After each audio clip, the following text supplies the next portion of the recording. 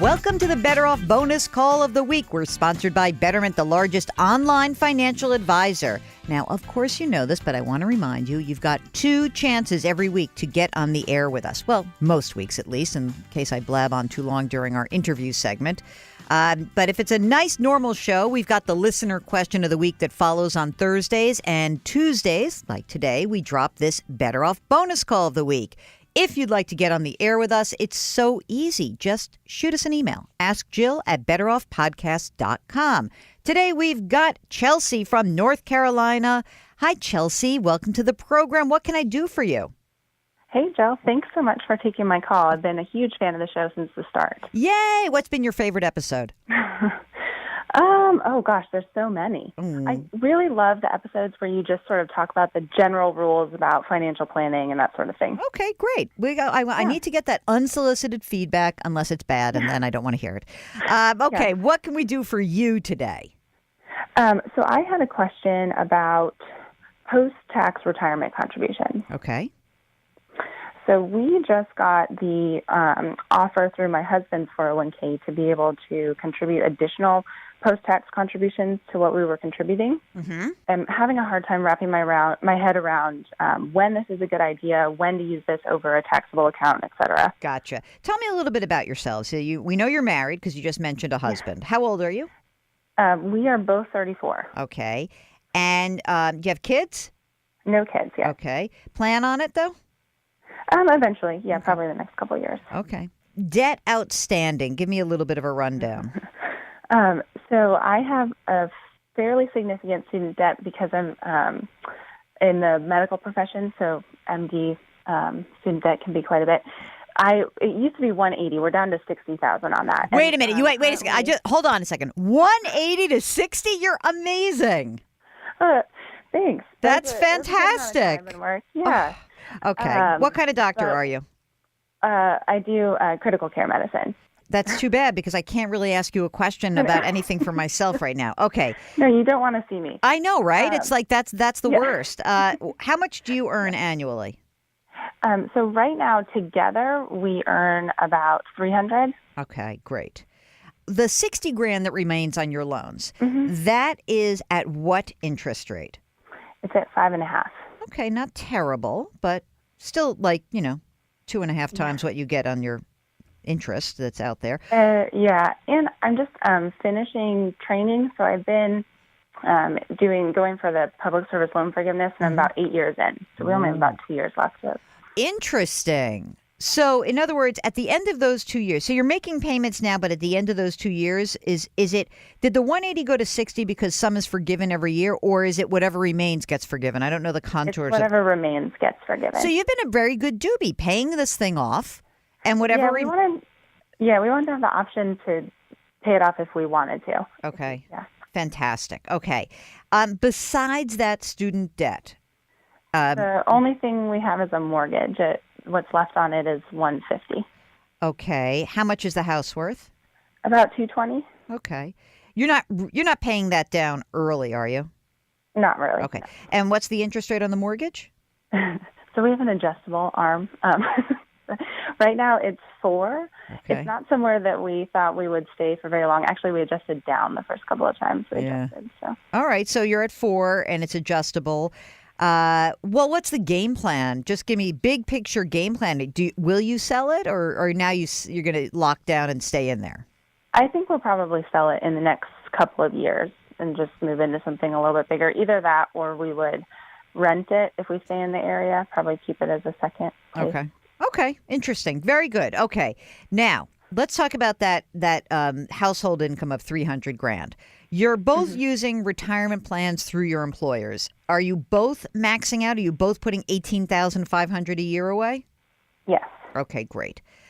Besides that, what else are you doing in terms of savings? So in those retirement accounts, we are currently at about $375 for both of us. Okay. And they're split between Roth. We both have Roth 401ks. Mine's a 403B and then a traditional. So they're about 50-50 in that. Great. Perfect. And I like that. The last couple of years, we have been doing the Roth conversions into Roth IRAs. Mm-hmm. So we each have about 20,000 in a Roth IRA. So you've been doing the back door.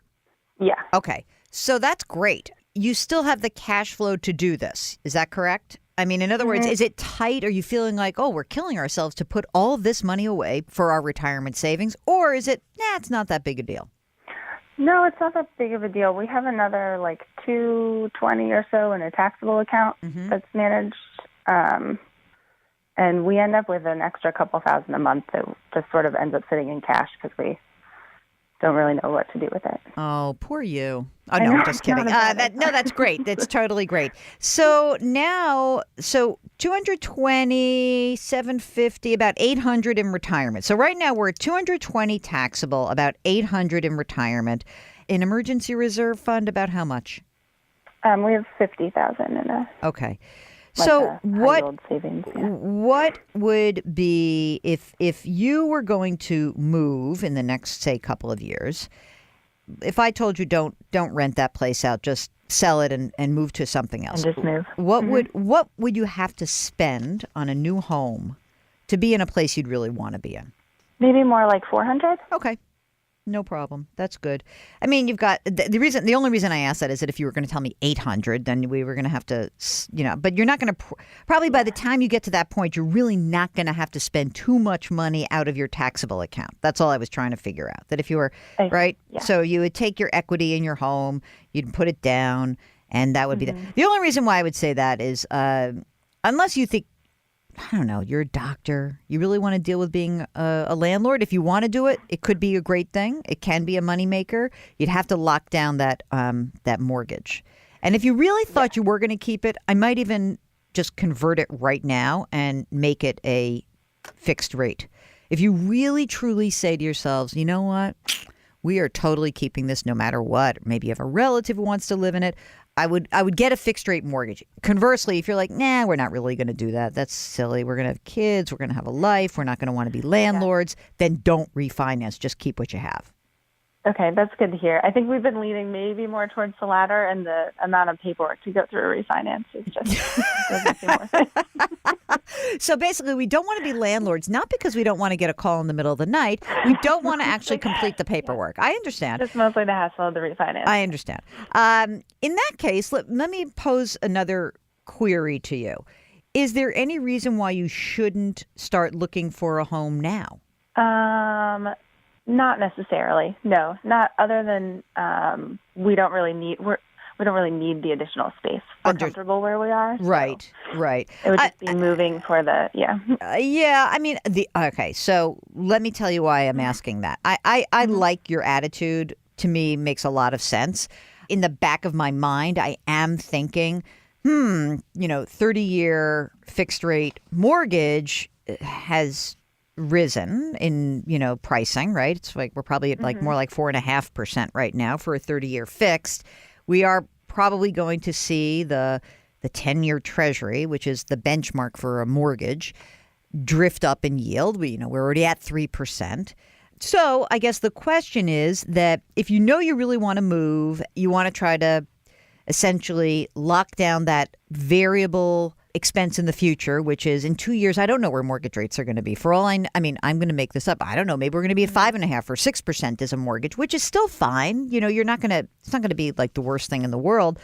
But if you want to move, maybe just because you have the cash flow and you don't have kids yet and you don't have anything, you can kind of get yourself set up, be in a place you want to be, and without any pressure. So I put that out there as an idea, not a necessary idea. If that were the case, then I would not want you to make a post-tax contribution. I'm hedging you a little bit because the post-tax contribution is great, but it's still in an account where you lose the liquidity, right? And so because you don't have kids yet, so I feel like there's two big things that are on the horizon: the house upgrade, and kids.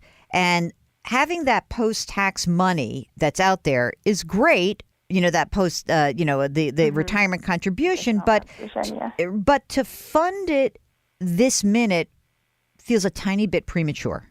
And I almost would, as we already talked, you already have 800 grand in retirement funds. I almost would prefer to say, let's just beef up that taxable account. We know you're going to have a house and kids, and maybe you're going to want to fund 529 plans, and you're not going to want that money that's sitting in a retirement account. So I might hold off on that, especially because you're such good savers already, and kind of maybe even talk to a financial planner and see what this looks like, or run your own numbers. I think you are really ahead of the game when it comes to retirement. So I'm not that concerned about it. But there are these two other things that are cooking in the background that are going to come to the foreground pretty soon. Okay. Yeah, that's good to know to focus on that rather than it's just you get the option to do something. And it's like, I don't know. Should we? Yeah, right. Should I? I don't know. Well, you're great retirement savers. So I think that you've done a terrific job. And look, if all of a sudden, if your total income goes from, say, 300 to 400,000, you might say, let's use it. What the hell, right? But if you're staying at 300 and you've got these other things coming up, you may want to just preserve the flexibility, even though you're not having like that ability to kind of hold out and put money in and not get taxed on the accumulation. I mean, I would suggest that tax rates are pretty low right now anyway, so I wouldn't mind just having a taxable account and building that up a bit, especially in advance of what could be some bigger expenses in the future. Sound good? That sounds great. Yeah, thank you. All right. What else? Anything else on your horizon? I don't think so. I think that was it. All right. Go take care of all those critically injured people. And I hope that I don't need your critical care in North Carolina, but I'll ask for you if I do. There okay? you go. If you need, sure. Absolutely. Anytime. Right. Thank you so much for calling. Okay. Thanks, Bill. Good luck. All righty. Bye. Okay, that's a wrap of our Better Off bonus question of the week. If you've got a question, it's simple. Send us an email at askjill@betteroffpodcast.com. We'll arrange to get you on. And don't forget, in just a couple of days, there's a brand new episode of the Better Off Podcast sponsored by Betterment. Talk to you then.